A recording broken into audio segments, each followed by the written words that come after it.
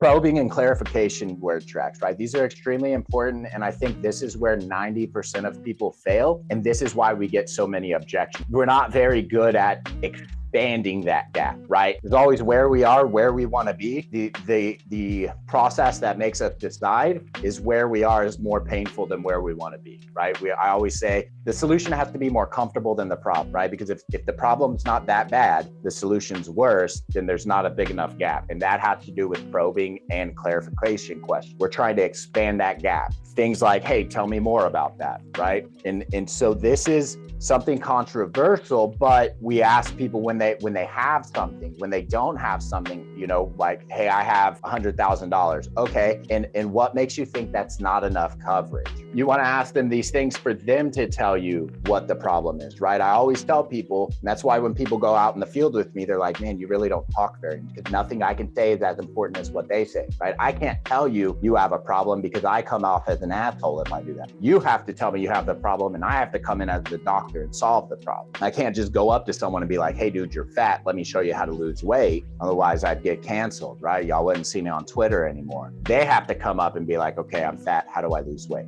What makes you think that's not enough? And being curious, right? And that comes with tonality, which we'll talk about, but getting them to define why that death benefit is not enough that they have. What makes you think that?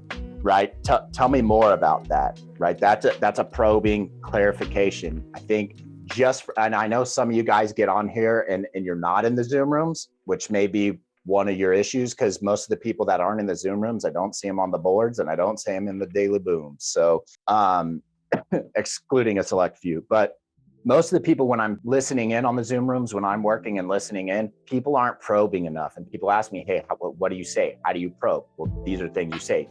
Tell me more about it. Tell me more about that situation. Tell me more about why you think that's not enough, right? So ask them in these probing ways, right? Hey, can you walk me through what would happen if, right? That's a word track to start to get that probing, right? Hey, can you walk me through, instead of saying, hey, what happens if you die today? That's a very blunt thing to say. Hey, Rex, can you walk me through what would happen if you were to pass away today? You understand how much more calm that is and more interacting, right? Hey, can you walk me through? It's a more calm, right? Diffusing. Hey, if you were to die yesterday, what does that look like? Hey, Rex, can you walk me through, right? And then leading into your question, right? So what we're doing, once again, we may be saying the same things, but it's how you say it that matters. What do you preface it with? What do you diffuse the intensity with? And then how do you finish it off, right? Hey, real quick, can you walk me through, right? So that's another one, right? Can you give me a specific example, right? If someone says, oh yeah, it would suck, they'd probably have to do, find somewhere to live. Hey, can you give me a specific example? Like, what would that look like, right? Majority of these word tracks,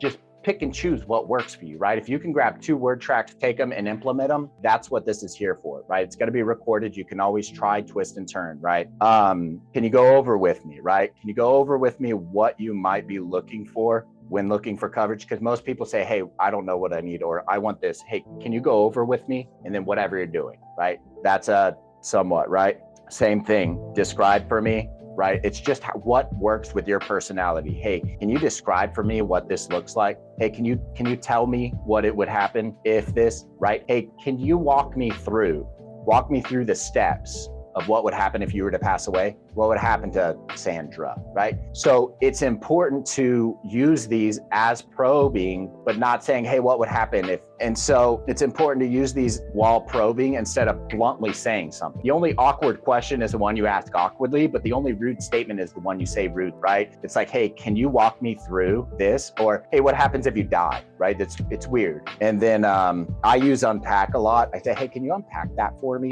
Like, will you explain that to me? Can you explain to me, right? How David said, can you expand on that?